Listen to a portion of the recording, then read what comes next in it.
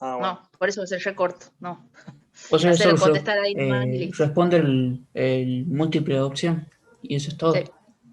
sí, exactamente. Entonces, por eso son cortos, por eso tienen poco tiempo y nada, es como para ver un repaso general, para ver si es que efectivamente se acuerdan de algo, ¿no? Por eso les decía yo, no es tan complicado, menos en esta condición de virtualidad, porque ni siquiera has podido medir, ¿me entendés? Has estado, no te puedo decir, bueno, andá y medite tal cosa, porque ni siquiera lo han hecho, o sea que es todo más simple, digamos. El juego va a Profe, ser en la hora de laboratorio, ¿qué? ¿como cuánto tiempo cree que usted nos puede dar? 15, no más de 15. Eso, simplemente 15 minutos, con suerte. Si tienen 15 preguntas, 1 minuto por pregunta, sí. Más o menos así le hacen el cálculo. Bueno, obviamente, ¿qué pasa? ¿Por qué la queja? Obviamente que, nada, Profe, pónganse a practicar, que, no, por Zoom no, se los mando por el formulario y me lo devuelven y ya está. Por eso teníamos como opciones, que les di yo también a los de Física 2 cuando hice el repaso, entonces les digo, bueno, o bien, porque si yo lo mando al grupo, están todos en el grupo, o bien hago un grupo más reducido con la gente que está en condiciones de rendir, ¿sí? Talento para leer. No, trata de leer más rápido. Entonces, bueno, eran las dos opciones. O hago un grupo aparte, o lo tiro acá al formulario, pero no rindan los que no están en condiciones, porque igual cuando lo vean no se lo voy a corregir ni le va a valer, ¿se entiende? Entonces, es eso, nada más. Es decirle, quédense en el molde. Si es que no estás en condiciones de rendir ahora, vas a rendir después, bueno, no lo hagas. Es así de simple. ¿Quién es el que recién entra? Caramba. Ay, Dios. Bueno, qué problema. Entonces, nada, esa sería más o menos la cuestión. Se los mando a las 4:15, lo hagamos a la hora del laboratorio, digamos, para todos, así coinciden los dos. Se los mando a electrónica y a electromecánica. Y es más, probablemente los haga entrar, se los mande también a los de civil y ya está. Así no tengo que hacer tantas cosas diferentes, porque cuando uno hace exámenes diferentes, viste que por ahí ya después resiente uno, oh no, que este era más fácil que este, no quiero llegar a eso, entonces nada. Por eso siempre los hice rendir a todos juntos yo. Justamente por eso, para evitar eso. Parcial, no. ¿Qué fecha? ¿En el 5? El 5 está puesto en el calendario como parcial de laboratorio desde hace no sé cuánto. Pero es a las 4:15 y es la hora de laboratorio. O sea, no te puedo haber puesto un parcial en la hora de laboratorio. No sé. Y ese estaba pedido de hace un montón, a las 9 de la noche. Ah, dije de joder. No, a las 9 de la noche. La fecha del laboratorio estaba, pero hace un montón. Y está en el calendario, justamente, porque en básica nos mandan un calendario para que se llene, para que se pongan y no se superpongan los parciales y qué sé yo, porque viste que hay gente que toma en el horario de otro, entonces ahí están en el horno. Y nada, la fecha del 4 para Física 2 y el 5 y el 6 para Física 1 están puestas, pero desde hace una banda. Así que no hay tu tía acá. El jueves que viene se rinde a las 4:15. Además, son 15 minutos y de última, si padre se le ocurre tomar a las 4 de la tarde, dice rendimos a las 4:30. Punto. ¿Y quién lo dice? Y lo dice la jefa. Ah, ya sabes. Bueno, en fin. Profe, ¿Qué? disculpe mi ignorancia, recién entro, pero más o menos escuché algo. Entonces ¿Qué no es tenemos? ignorancia, es irresponsabilidad. No, pasa que no me andaba bien en internet, no podía conectarme. Ah, bueno, Tenemos tengo tiempo razón. todavía para ponernos al día, porque a mí me falta un informe, nomás que me lo devolvió por un pequeño error que no me di cuenta. Pequeño error, ya me imagino qué burrada habrán escrito. Pequeño error. Bueno, sí, les acabo de decir que si mandan, no sé, hasta el lunes de la semana que viene y llego a verlo, porque esto es así, o sea, el tema es que estoy con informes, sumándose porque todos quieren que le vea hasta último momento. Es más, abro un mail y tengo 5 informes juntos y no sabes cómo puteo en chino porque digo, nada, Bueno, o sea, tuvieron todo el año, me iban a mandar 5 informes juntos ahora, ¿viste? Pero bueno, nada. Entonces, sí, No, pero este justamente ese es el informe más problema. reciente de choque. Uno que me presenta a tiempo, pero tengo uno que me manda, unos cuantos que me mandan de a 5 o 6 juntos y me quiero matar, porque eso me atrasa todo, porque si el día que iba a ver 5, tengo que ver un solo mail con 5 informes juntos. Nada, son emboles.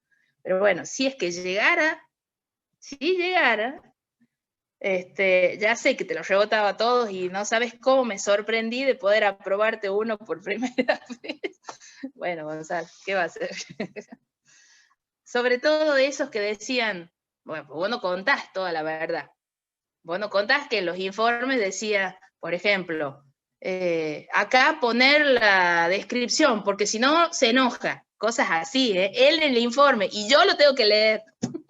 Por eso digo, las burradas que habré leído, no se imaginan. En fin, bueno, eso ya no es culpa mía. Así que si lo presentan hasta lunes, ponele, porque ustedes rendirían el jueves, hasta lunes, ¿sí? Si me lo presentan del martes en adelante, no me voy a calentar en leerlo y de ahí directamente cuando pongamos la fecha de recuperatorio, ahí van a rendir. ¿Les parece? Yo hasta el lunes, por lo menos hasta los presentados al día lunes, que no sé qué miércoles será, debe ser uno por ahí. Sí, se los banco, y los leo, digamos. Pero ya de ahí, si me lo presentaron del martes en adelante, lo voy a leer cuando tenga tiempo, así de una. ¿Estamos? Ouch. ¿Cuánto había que tener, profe? ¿6? Sí, 6. Bueno, entonces, vamos a entonces, empezar Profe, una ¿qué pasa? pregunta. Yo ya le había enviado el último, el de energía, que sería el último para tener en condiciones. Lo que quiero preguntar es que si este fin de podemos mandarle los restantes, por ejemplo, los últimos, el 7 y el 8. ¿El fin de está antes o después del lunes? Antes del lunes. Entonces sí. No, digo, Perdón, porque había dicho como que no nos calentemos en hacer el 8 si ya tenemos los prácticos al día. Bueno, si vos ya tenés los otros listos y estás en condiciones de aprobar, entonces, bueno, ya está, no, si vos me mandás y capaz que me haces ponerme a leer tu informe, si no te dejes de reírse, capaz que me ponga a leer tu informe, siendo que hay otro que no entró porque me pude a leer los tuyos, ¿viste? Mándamelo después. Y no, de yo decía por la promoción. ¿Qué promoción? Y bueno, profe, no tener un 4, tener un 6 en el coloquio. No, porque no les pongo nota, yo les pongo aprobado o no aprobado, no les pongo nota. Es más, no se les va a devolver la nota, yo les voy a decir, este y este están aprobados, hago un porcentaje, sopeso las preguntas, no todas vale lo mismo, nada, tengo como una cuestión rara ahí, sí. O sea que no es nota, y no es promoción, esto, si está aprobado, están en posibilidad, o sea, yo les mando la lista a los jefes, aprobado laboratorio o no aprobado. Y ellos ya saben que para estar aprobado el laboratorio debe antes haber aprobado los informes, entonces toda una serie de cosas. En alguna época se les había ocurrido que porque cuando van a rendir un final les piden que lleven la carpeta de trabajos prácticos, hechos, ¿no? Resueltos, digamos. Se les había ocurrido que lleven los informes también. No, bueno, no sabe toda la pelea que le hice, pero no, que a veces no los tienen a todos, que a veces lo tiene el compañero, y bueno, toda la llorada de carta que le hice ahí, al final desistieron, ¿viste? Pero no vaya a ser que ahora se les ocurra, no, que me traigan los informes impresos, porque entonces ya saben que para poder aprobar el laboratorio tienen que tener los informes impresos. Eso es simple, aprobado. Eso es lo que se pide y nada más, no se pide ni promoción ni regularización. Vos no vas a rendir en el final el laboratorio, por eso se lo rinde ahora. ¿Se entiende? Bueno, profe. Si querés que te lo vea para que te lo corrija, te diga, che, está bien, estudia de acá, bueno, pero mándalo después del lunes, cosa de que yo no lo lea ahora. O sea, que ahora me aboque a los que todavía no alcanzan a rendir. Claro, ¿sí? Claro, eso le iba a decir, que se lo mando después. Sí, mándamelo el lunes si querés, porque ya, o el martes, para que ya no lo lea. O si no, después del coloquio directamente. Sí, también. Ya después fijaremos cuándo será la fecha recuperatoria. En general, como es una instancia que no digamos, si quedaste libre en la práctica o quedaste libre por la teoría, ya fuiste, ¿viste? O sea, eso como que es medio así. Pero cuando es por el laboratorio, yo les doy como 20 chances para que rindan de nuevo, qué sé yo, porque digo, no, si pudieron regularizar teoría y práctica, como por el laboratorio nomás, como que no tiene mucho sentido, entonces les sigo dando recuperatorio hasta que le invocan hasta que estadísticamente le meten al porcentaje apropiado para poder aprobar. Pero bueno, normalmente les leo el examen del año pasado para hacer el repaso. Ahora no lo voy a poder hacer porque es totalmente, no totalmente, pero bueno, es distinto porque son distintos los prácticos, porque es distinta la forma, porque, bueno, no sé entonces cuáles son las preguntas concretas. Lo que sí voy a hacer es un repaso de todo lo que vimos, como para que conceptualmente, si tienen alguna duda, me la pregunten ahora. ¿Estamos entonces? El práctico 1 ¿Puede escribir la hoja suya como sabe hacer? ¿Mi hoja? No, pero mi hoja tengo nada más que conceptos, fíjate. Son prácticos y qué saco de cada uno, ¿ves? Nada más, no tengo nada más. Eso, no tengo ni fórmula siquiera, con eso te digo todo. Porque como antes lo que hacía era, porque siempre vamos al ejercicio, entonces les calculo los errores y qué sé yo por las dudas. Ahora en realidad no tengo mucho más, así que me voy directamente a los conceptos como para refrescárselos. El 1 es de reflexión y refracción. Entonces no va a haber nada de ejercicio ni fórmula. Sí, no. Acordate que les dije que puedo llegar a tomarles como para que seleccionen algo, pero para cálculo de valor medio y error, o sea, como para que me saquen algún cálculo estadístico, ¿está bien? Creo que más que eso no. Y para que seleccionen cuál es el valor correcto, digamos, ¿entiendes? Sí, eso, con calculadora nada más, no creo, no va a haber el ejercicio fuerte que el que has rendido vos, Aguirre, por ejemplo, eso no lo voy a tomar. Porque eso sobre todo lo hacíamos ese análisis cuando trabajábamos en clase. Ahora, en realidad, que hemos estado como en otra forma, no hemos tenido tanto eso. Bueno, entonces, reflexión y refracción, básicamente tengo reflexión de la luz, que lo que hacíamos era verificación de la igualdad del ángulo de incidencia con el ángulo de reflexión. Acuérdense que, ya empezó, que con lo que trabajábamos era con espejos planos, pero que esa ley es general y se puede aplicar para los espejos esféricos.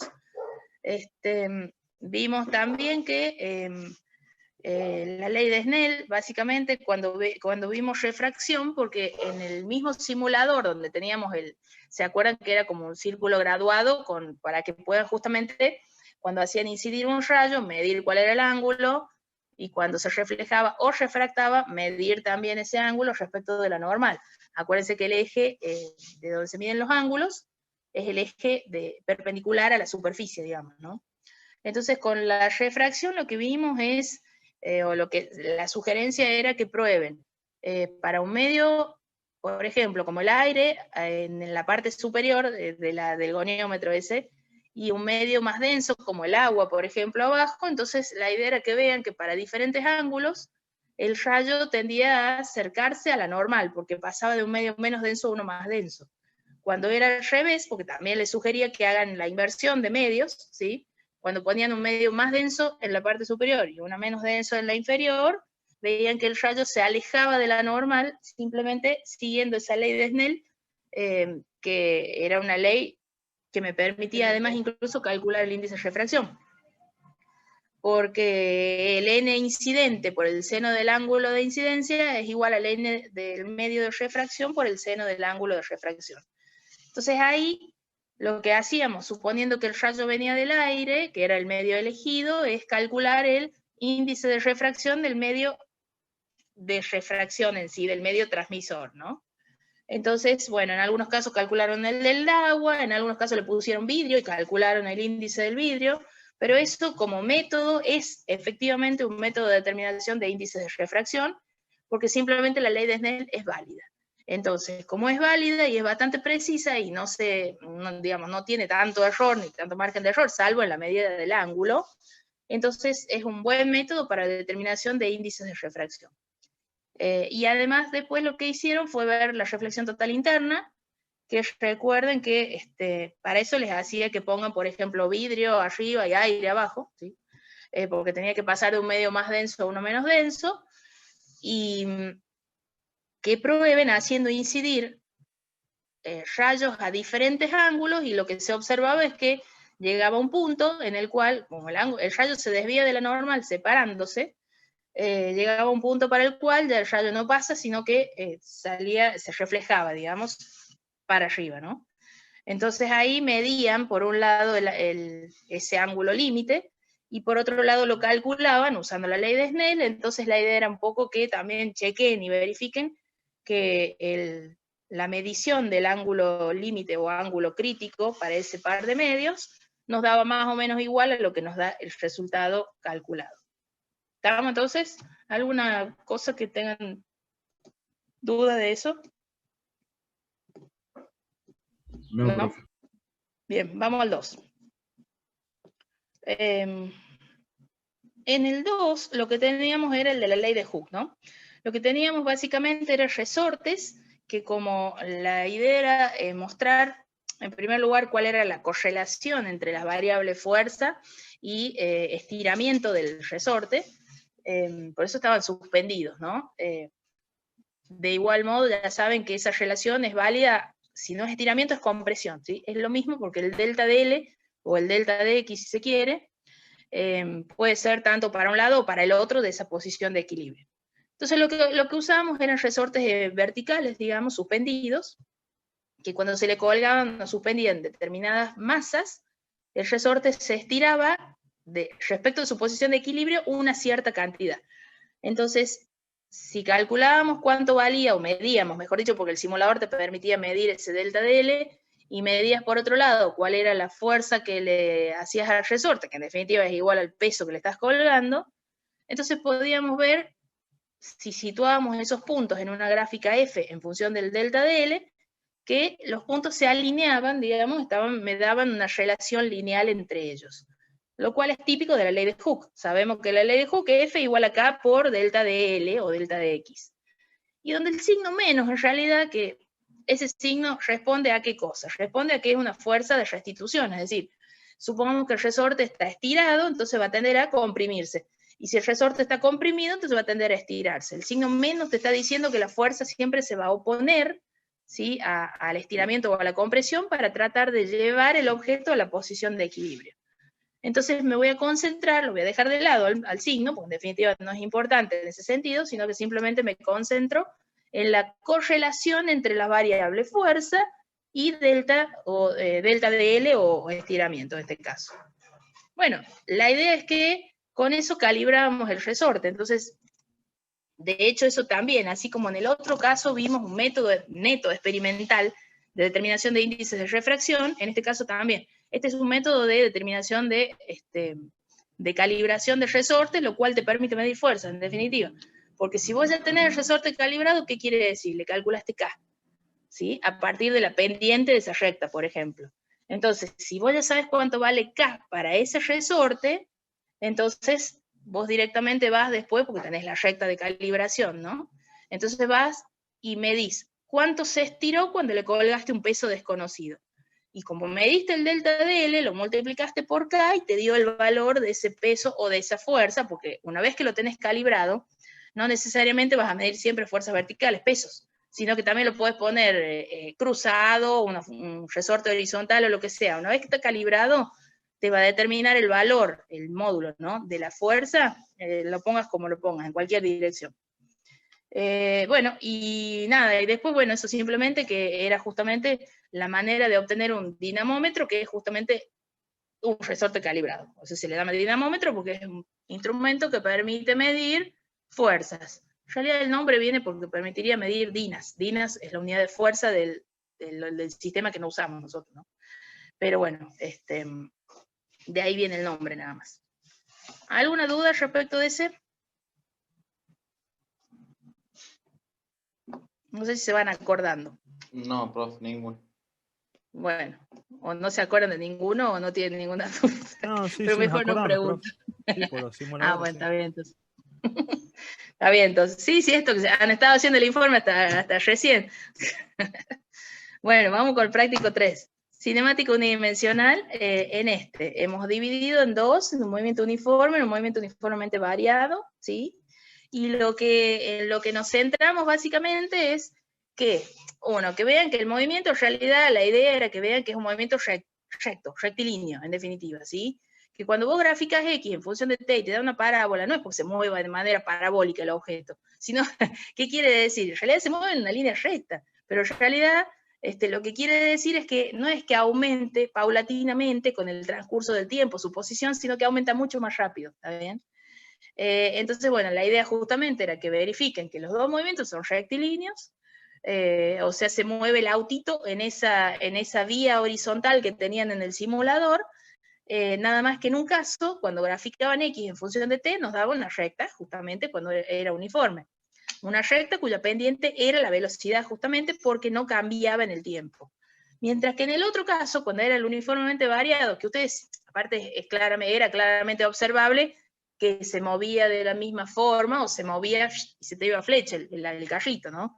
Entonces, cuando era variado, lo que hacían, cuando graficaban X en función de T, ahí sí les daba la parábola, ¿sí? Y si graficaban B en función de T, veían que en ese caso era una recta, donde la pendiente de esa recta, que es la velocidad, iba a ser el valor de la aceleración. ¿Estamos? Bueno, ahí también tenían que jugar cuando la aceleración era positiva o negativa, eran valores que ustedes seleccionaban en ese simulador. Si la aceleración era negativa, acuérdense que tenían la inclinación diferente, implicaba que había un movimiento frenado, que llegaba en algunos casos a cero la velocidad final, etc. ¿Sí? Bueno, pero eso era juego básicamente con respecto de las variables que podían seleccionar. Ustedes en el simulador seleccionaban las llamadas condiciones de contorno. Es decir, a dónde se encuentra en t igual a 0, cuál era la velocidad, cuál es la aceleración del objeto, todo eso con lo que parte, digamos. Y después ya sí podían ver cómo era el movimiento para un tiempo posterior. Bueno, si vamos al 4, que es de cinemática bidimensional, ahí lo que hicimos fue, ahí podían analizar el movimiento ya sea del cañoncito, o, ¿qué más era? Que ya no me acuerdo. Yo usaba el cañón, qué bélica, pero bueno, pero tenía otras posibilidades menos bélicas. El cañón y la bala, me parece que había otra, Había una pero ya no me acuerdo. calabaza. Ah, pues, puede ser. Bueno, pero eran otras menos bélicas que la bala. Eso debe ser. Entonces, en el caso del movimiento de la calabaza o de la pelota, le llamemos por las dudas, entonces lo que observábamos era, bueno, en primer lugar se ve en el simulador claramente, pues te lo dibuja en un plano, no te lo dibuja ni siquiera en el espacio, ¿cierto? O sea, el movimiento es en un plano, definitivamente. Y por otro lado, tenían la posibilidad incluso, seleccionando algunas posibilidades que nos daba el simulador, de ir viendo cómo va cambiando el vector velocidad. Ahí sí la trayectoria es una curva, ¿sí? No es una recta como antes, la trayectoria era esa parábola, donde cuando veían graficada la velocidad iba a ser tangente a la curva en cada punto, ¿sí? En el punto de altura máxima la velocidad solamente era un vectorcito horizontal, por ejemplo, y en cualquier otro punto iba a ser el vector tangente, y lo que veíamos obvio que cambiaba, por decirte, la inclinación, ¿sí? De ese vector, porque en el caso, cuando va subiendo, ese vector es tangente, pero va apuntando hacia arriba, y mientras va bajando es tangente a la trayectoria, pero va apuntando hacia abajo. Mientras que la aceleración siempre era igual. Eso también lo deben haber visto, era siempre el vectorcito apuntando hacia abajo en cada punto de la trayectoria, y era igual a la aceleración de la gravedad. Es decir, ese movimiento tiene solamente aceleración en el eje Y, lo cual obviamente nos permitía escribir las ecuaciones de movimiento, como el mRU en X y el mRV en Y. ¿Sí? ¿Se acuerdan de eso? Entonces, ¿qué hacíamos? Cambiábamos. ¿Qué más? Cálculo de X máximo e Y máximo respecto a alfa. Cambiábamos el ángulo de salida y veíamos, cuando lo tiraba con un ángulo bajito, 10 grados, ponele, o con un ángulo muy alto, no, 80 grados, caía muy cerquita, ¿sí? Es decir, el alcance era chiquito. Pero tenía un alcance máximo cuando te acercabas a los 45 grados, ¿sí? Entonces lo que veíamos en la curva esa es que, ponele, de 0 a 45 tenés un alcance que va creciendo. En 45 tiene su valor máximo, y cuando subís de 45 grados a 90, de ángulo de inclinación, ¿no? De salida, ahí empieza a decaer de nuevo el alcance horizontal. Mientras que en el caso de la altura, no. La altura siempre era un valor creciente. No era una recta. Si la graficaban, no era una recta. Pero siempre tenía la tendencia creciente, porque de 0 a 90 grados ibas a tener un valor de altura máxima cada vez más grande. De hecho, el valor máximo es cuando es justo 90 grados, es decir, un tiro vertical. ¿Está bien? Bueno, la otra relación que vieron ahí es X en función de B0. Y ahí vieron que las dos tenían tendencia creciente, tanto X máximo como Y máximo, nada más que había como una diferencia sutil, porque la que crecía más era el X máximo. El Y máximo también crecía, pero tenía un crecimiento menor, digamos. Y eso también incluso lo habíamos explicado ahí en clase, porque dijimos, bueno, cuando vos te fijas cuál es la expresión para Y, que es como B0 por T menos 1 medio por G por T cuadrado, el B0, digamos, no tiene una relación estricta, directa con Y, pero si vos lo pones en la relación de X máximo, que, bueno, va a ser B0 por B0 en X, ¿no? Por T, entonces ahí sí hay una relación directa, y por ende, ahí estamos considerando que el alfa es constante, ¿no es cierto? Porque la idea siempre era, si cambio el ángulo, dejo todo lo otro quieto. Si cambio la B0, dejo todo lo otro quieto, ¿sí? Entonces la idea justamente es que analicen y vean que el crecimiento era mayor en el caso del X máximo que del Y máximo, en definitiva, cuando se cambiaba la velocidad inicial. ¿Qué más? Creo que nada más de ahí. Vamos Claro, al de usted dinámica. dice que era más pronunciada Era más pronunciado, el crecimiento era mayor en el caso de del alcance máximo que en el de la altura máxima. Quizá no se veía tanto en las gráficas. Según la escala que usaban, hay una gráfica que le he visto, hay un par de gráficas que se veía bárbaro, porque han usado diferentes escalas, se veía bien la diferencia. En las otras como que se veían casi iguales, pero bueno. Cuando lo ves presencial, digamos, cuando lo ves con el cañoncito, se ve muchísima diferencia en el alcance respecto de la altura máxima a la velocidad más grande que tenemos del cañón. Y ahí donde le termina de cerrar, ¿viste? De hacer el clic. Creció un montón el alcance, pero no tanto la altura máxima. Digamos, estas cosas, todo se ve mejor cuando es presencial, pero bueno, ¿qué va a ser? Vamos al que sigue, que es el de dinámica. Y ahí lo que hicimos fue analizar, la relación de A y de A con F y con M, ¿sí? Entonces, acuérdense que ahí lo que teníamos era un dispositivo particular, donde, y más o menos les explico por qué siempre por qué siempre se suele hacer con ese tipo de dispositivos. La idea es analizar el movimiento del carro, ¿sí? No te importa el portapesa ni nada, es el carrito que está arriba de la mesa horizontal. ¿Qué pasa? Que eso generalmente es el mismo experimento que hacemos cuando trabajamos en clase. Que vos generalmente cuando lo haces, bueno, quiero ver de nuevo qué pasa con esta fuerza. Bueno, pero miremos de nuevo porque no hemos medido bien el tiempo y no podemos sacar la aceleración. Listo. Para poder reproducirlo siempre, o sea, un montón de veces, si querés, digamos, tener menor error, necesitas hacer siempre la misma fuerza sobre el carrito para moverlo. Pero si, por ejemplo, se me ocurre, bueno, a ver, lo tiro con la mano, y si yo lo quiero hacer de nuevo, el mismo experimento, la fuerza de la mano no va a ser la misma, ¿se entiende? No puedo reproducir las condiciones para hacerlo una y otra vez al experimento. Entonces, ¿qué se hace? Se tiende a cambiar la fuerza de la mano o de algo que me genere ese movimiento con algo que sé que no va a cambiar. Si en vez de poner la mano para estirarlo y hacerle la fuerza al carrito, le pongo una cuerda y le cuelgo un peso, si el peso que le cuelgo es el mismo, la fuerza sobre el carro va a ser la misma, ¿sí? Entonces no me importa mucho el peso y qué sé yo, me importa el carro. La fuerza es la tensión, ¿está bien? Entonces, cuando más tensión le haces, y bueno, más se va a acelerar, eso es lo que observábamos. Y si le dejaba fija la tensión, cuando le cambiaba la masa al carro, menos se iba a acelerar si la masa se me iba a algo muy grande, ¿sí? Entonces ahí tenía una relación, que la podía ver como una relación lineal entre A y F, y tenía una relación que la podía ver como una relación, una proporcionalidad inversa entre A y M, ¿está bien? Ahora yo les aclaro esto de la tensión, de que lo que me importa es el carro y demás, porque en muchos informes estoy viendo que me ponen la aceleración en función del peso. No me importa relacionar aceleración con peso. Si vos lo pones de esa manera, queda eso, que vos estás relacionando la aceleración con un peso. No, en realidad lo que vos querés ver es la aceleración en función de la fuerza, que está actuando sobre el objeto. ¿Cuál es la fuerza? La tensión. Que después nosotros hayamos dicho, bueno, esa tensión es más o menos aproximadamente igual al peso que le estás colgando. Esa es otra historia. Pero vos lo que querés relacionar es la fuerza, que es la tensión, con la aceleración que adquiere el carro. ¿Estamos? Y ahí tiene que hacer el cálculo, ¿no es cierto? Ahí tenía que hacerse el cálculo de la tensión. No necesariamente, porque habíamos dicho, es un valor aproximado. Es más, de hecho, hay un grupo o dos que han hecho el cálculo y lo han hecho mal. Entonces, ni lo hagan.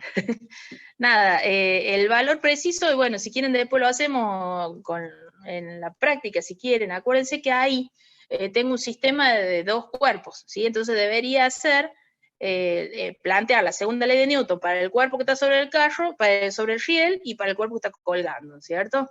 Entonces, si uno lo plantea así, ¿qué me quedaría? El cuerpo que está sobre el riel, suponiendo la fricción despreciable, vamos a tener que T es igual a M1 por A.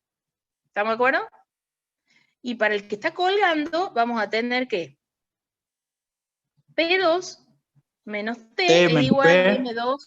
Sí, pero es P2, digamos, ¿no? Esta es la masa 2. La otra es la masa 1 y esta es la masa 2, para que no se desmezcle. Sería P menos T. T menos P. No, P menos T, o si no, T menos P igual a menos M por A, como quieras, porque eso está cayendo, ¿sí? Entonces recuerden los de electromecánica, digo, que habíamos sugerido que tomen el positivo en el sentido de movimiento. Si el objeto está cayendo, le voy a poner el positivo hacia abajo, o sea que el que es positivo es el peso. ¿Está bien? La tensión negativa. Ya lo hice mal entonces. Bueno, hay dos grupos que me lo han hecho mal, no sé quiénes. Pero entonces, si uno reemplaza eso, puede llegar a una expresión de la tensión, ¿sí? En función del peso que está colgando y también de la masa que tenés arriba, pero es un cálculo que hay que hacer. Por eso yo les dije, no nos metamos en eso, simplemente hacemos un aproximado. Este es el cálculo correcto que haríamos si estuviéramos haciendo una práctica. En una aproximación decían, bueno, es más o menos igual al peso, chao, porque a mí no me interesa el número en sí, sino que me interesa la correlación entre esta tensión y la aceleración del objeto. ¿Está bien? Bueno, me voy al otro. El de la energía mecánica. Este y el que sigue eran más conceptuales. ¿Qué tenían que mirar ahí? Relación energía cinética y energía potencial ante la ausencia de fricción. O sea, es lo primero que tienen que mirar, ¿no? Vamos a suponer que la fricción es despreciable, entonces, ¿cómo se correlacionan entre sí la cinética y la potencial? Por eso les decía primero, nada, que se mueva el chiquito en el skate, y fíjense qué pasa con los valores de energía. Les decía que le pongan el diagramita de las energías, porque les va mostrando, uno se hace más chica, la otra se hace más grande y viceversa, ¿no? ¿Por qué? Y justamente porque la suma de ambas, que es la energía mecánica, se conserva. Entonces, cuando no tengo fricción, esa energía se conservaba y, bueno, lo que veíamos justamente era eso. También ahí observaban, por ejemplo, que si lo largaban, me estoy acordando así, ¿no? Si lo largaban, qué sé yo, desde 3 metros de altura, llegaba hasta 3 metros de altura y cosas así, ¿no es cierto? Ese tipo de conclusiones que podían sacar, incluso podían ver cuál era la velocidad máxima que tenía cuando llegaba al final de pista y abajo, justamente derivada de que la energía potencial del punto de salida iba a ser igual a la energía cinética del punto de más bajo, ¿no? De más baja altura. ¿Y qué más vieron ahí? Relación de la altura con la velocidad. También vieron que, por ejemplo, si lo largaba de 2 metros o de 6 metros, la velocidad máxima, que es la que adquiere cuando llega abajo, iba a ser más grande cuando lo largabas de 6 metros. ¿Por qué? Porque tiene más energía, en definitiva. El hecho de aumentarle la altura al objeto, le estás dando más energía en potencia, más energía potencial, que es la que después se te va a transformar en energía cinética. Además vimos la independencia de la velocidad con la masa. Está bien. Entonces también vimos, por ejemplo, que les decía, bueno, lárguenlo, ponele desde los 3 metros, ¿no? Y cámbienle la masa. Entonces lo largaste de 3 metros a uno de un objeto de 1 kilo, uno de 2 y uno de 3, ponele. Entonces, ¿qué es lo que observaron respecto de la velocidad máxima que adquiría abajo? Las energías eran distintas, obviamente. ¿Por qué? Porque la energía depende de la masa, pero lo que no era distinto era la velocidad. porque simplemente acordándose cómo hacían ustedes, por ejemplo, esa conservación, cómo plantearían esa conservación numéricamente. Bueno, a ver, la energía potencial arriba, que es m por g por h, es igual a la energía cinética abajo, que es 1/2 por mv cuadrado. Chao masa, se me va la masa y de ahí saco la velocidad. Entonces, es independiente de que le ponga 1 kilo, 2 o 10, porque si sale siempre de la misma altura, va a llegar abajo con la misma velocidad. Eso era un poco también lo que quería que vean. Y después, después en el último punto que les pedía que vean qué pasaba con la fuerza de fricción, bueno, la idea justamente es que vean que esa energía mecánica no iba a permanecer constante, sino que iba a haber una degradación debida justamente a la fricción, que en definitiva, si uno le variaba la fricción, veía como que más rápido se te perdía, se te degradaba esa energía, y bueno, y algo así, ¿no? Me parece que no había mucho más para ver en esta. Y después creo que les marcaba, en las grafiquitas les marcaba, cuando había fricción, la energía térmica, ¿sí? Como la otra variable, digamos. Entonces, a medida que iba disminuyendo la mecánica, ¿era por qué? Porque iba creciendo la térmica. En definitiva, si uno piensa en el teorema general de la conservación, la energía no se perdió, sino que se cambió de forma nada más, ¿sí? O sea, cambió esa energía mecánica a energía térmica. Bueno, vamos al 7, que era el de choque. La idea era que vean conservación de P variando condiciones iniciales. Ya. La idea era que vean que la cantidad de movimiento se mantenía constante, es decir, ustedes podían cambiar, porque tenían 2 pelotas, ¿no? Era un choque elástico que planteaban, en realidad te daba más posibilidades, yo quería que lo hagan conceptual y con el choque elástico y nada más. Porque era muy semejante al análisis así cualitativo que les pedía del de energía. La idea era que le cambien las condiciones iniciales, ponele, le cambiabas la masa de una bola, la otra la dejas como está, o le cambias la velocidad, le cambias las distancias entre ellas, etc. Y lo que debían calcular era, bueno, a ver cuánto es P antes del choque, y después cuánto es P después del choque, siempre acordándose que P, estamos hablando de P total, es la suma de la cantidad de movimiento de la primera bola más la segunda bola antes del choque, y el P después va a ser la suma de la cantidad de movimiento de la primera más la segunda después del choque. Esas dos cantidades debían ser iguales. Si no les daban exactamente iguales, eran como algo parecida, lo mismo que puede haber ocurrido con las energías, ¿no? Pero ¿por qué? Simplemente por unas diferencias en cuanto a cálculos que suelen ser insignificantes. Si vos a eso lo tratas de hacer numéricamente con cosas medidas, ahí te va a dar diferencias un poco más significativas. ¿Por qué? Porque estás midiendo. Si estás midiendo, tenés error. Entonces, si yo quiero plantear que esto es igual a esto, como esto tiene error y esto también, y ya la igualdad no te va a dar tan igual. ¿Sí? Se va a ser parecido, no tan igual, ¿sí? Pero los números muy semejantes. Como estamos hablando de simuladores, la igualdad es igualdad, básicamente, porque está todo simulado, salvo cuando hay que hacer algunos cálculos que por ahí te dan diferencias sutiles nada más que por cifras significativas. Por ejemplo, qué sé yo, que un P te haya dado, estoy inventando, te haya dado, no sé, 212,1 y otro te haya dado 211,9, ¿me entendés? Pero esas diferencias que puede haber habido son nada más que debido a las cifras significativas usadas y nada más. Bueno, y además la idea que vean que ya que estábamos con choque elástico, que vean que la energía era la misma, la energía cinética antes igual a la energía cinética después, es decir, que era la característica en definitiva del choque elástico, que no había cambio en la energía. Siendo, acuérdense también, la energía total, la suma de las energías de cada partícula. Bueno, ¿alguna pregunta de esos dos?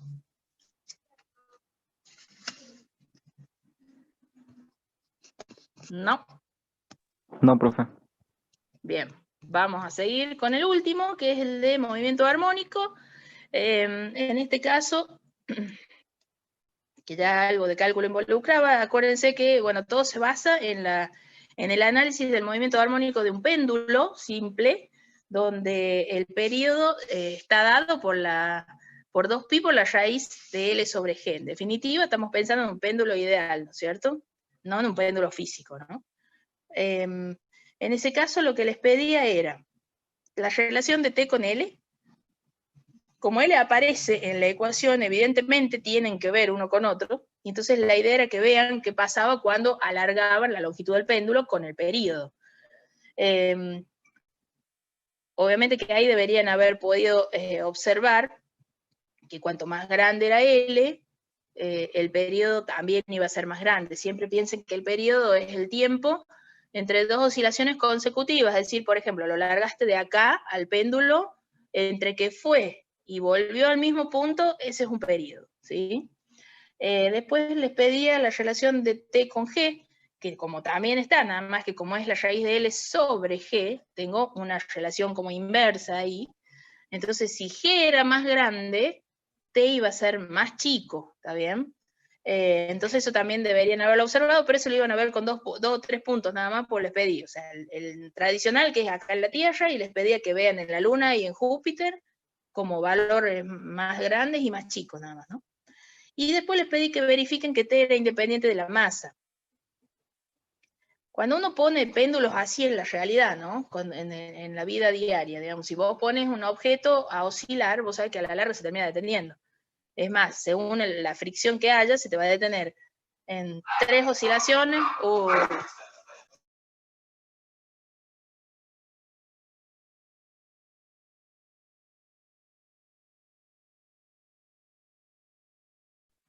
Pija de mierda. Bueno, en 3 oscilaciones se te detiene si estás hablando de la vida real, ¿no es cierto?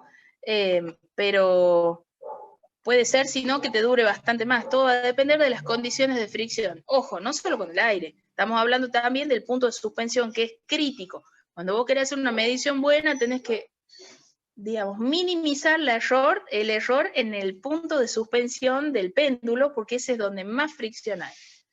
En el caso, entonces, eso es el caso real. Si uno ahí le podía poner fricción, pero yo no me interesaba que lo hagan así, ¿no? En el caso que trabajábamos nosotros, en teoría, si vos largas el péndulo, y esto va a seguir oscilando indefinidamente. ¿Por qué? Porque no hay fricción, se supone que estás hablando de una simulación, ¿sí? Ahora es muy común ver que cuando tenés diferentes masas, ponele una pelotita de madera, una de acero y una de tergopol, ¿sí? Se detienen a distinto tiempo. Es como que lo que siempre se les presenta, ¿no? Es como que vos decís, la tergopol, esta desgraciada, me dura media oscilación y ya se detuvo. Pero no tiene que ver con la masa en sí, porque lo que se puede observar también es que la primera oscilación, ponele, las hacen las 3 juntas. Ahora, después se empiezan a detener de manera diferenciada. porque ¿Con qué tiene que ver? Y con la fricción del aire, en definitiva.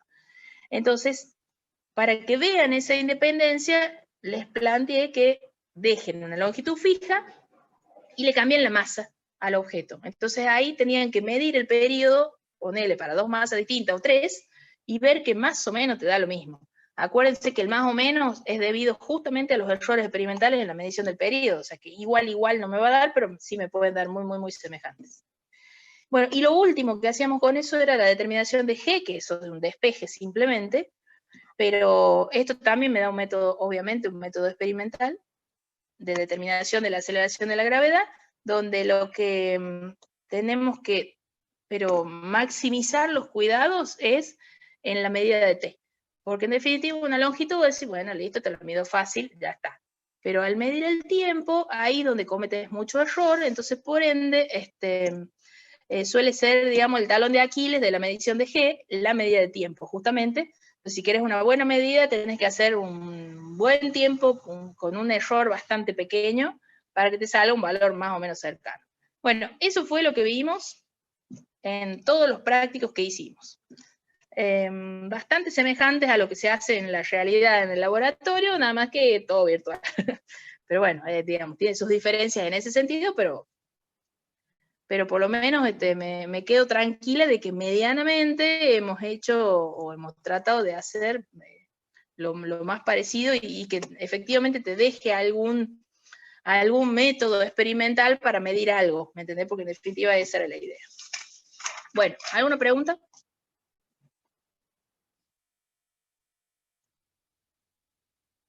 Profe, yo estoy en su lista para rendir, porque me acabo de fijar y tengo 6 informes aprobados. ¿Quién? Rojano. Ya te digo. Tenés el 2, el 3, el 4, el 5 y el 6. No, falta uno. También está el Porque yo no 1. lo tengo en el cuadro. Usted me lo pidió la otra vez que le Dame reenvíe el mail y ya le sacale una reenvié. foto. Ah, ¿me lo reenviaste cuándo? Si quiere se lo vuelvo a reenviar de nuevo el mail, así lo ve. No, porque me va a entrar ahora y lo voy a ver paso mañana. Así no Sacale le una saco. foto, sí, Ajá. y mándamelo al grupo, así va a ser más rápido, porque si no me va a entrar Listo, para, profe. no me va a entrar ahora, pero lo voy a Listo, leer, vaya a saber cuándo. Sí. Hacemos así, sí, así ya te tengo como en la lista. Hagamos así. ¿Alguien Listo, más? profe, gracias. ¿Tiene alguna duda? Bueno, entonces, bueno, seguimos en contacto por el grupo de última, pero en principio queda para el jueves a las 4, ¿sí? 4:15, en realidad. Les mando el formulario y 4:15, 4:30 lo cierro. Así que me decía que sugerencia, nada, pónganse a práctica, practiquen la calculadorita, porque si no, sí. Que en el grupo ya va a avisar los que están en condiciones después. Antes Ya de les que llegue dije. El lunes. No, sí. ya, el lunes sí. Sí, ahí sí. El lunes, digamos, el miércoles le voy a pasar la lista de los que rendirían, sí. Bien. Exactamente. Sí, porque hay muchos que le queda uno para aprobar, o con el caso Rojano, que no le pasé nada. Eso ya después les paso a ustedes por grupo, les paso quiénes son los que rendirían. ¿Estamos? Bueno, listo, entonces nos vemos en un rato. Les aviso que no me puse a hacerles la resolución que les hago siempre. Sí, les voy a pasar la guía, pero no la resolución porque estuve corrigiendo informes, pero a 2 manos. Así que no tuve tiempo. Pero igual, no, yo creo que vamos a andar. No, que está loco. Sí te voy a pasar la guía, pero no, va a ser más, van a trabajar ustedes en realidad, yo no. Así que bueno, ya nos vemos un rato, ¿eh? Hasta luego, profe. Hasta luego, profe. Nos vemos. Bye. Chao, Nos chao. vemos, profe. Chao.